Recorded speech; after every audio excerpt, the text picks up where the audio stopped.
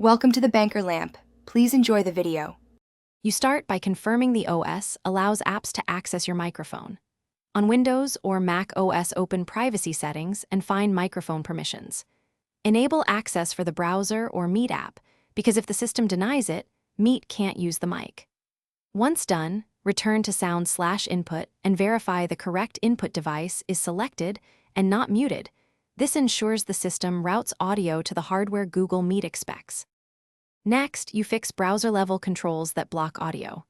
In your browser site settings, pick the microphone device and set sites to ask or allow. Browsers can override system permissions. Then, inside Google Meet Open Settings, choose the same input device and test audio. Make sure to reload the Meet tab so permission changes take effect, and click Allow on any prompt.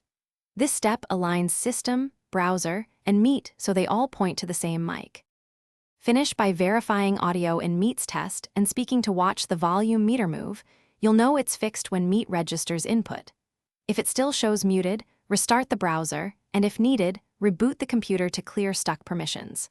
Also check drivers or firmware and try a different USB port or headset. Sometimes hardware conflicts cause a system-level mute.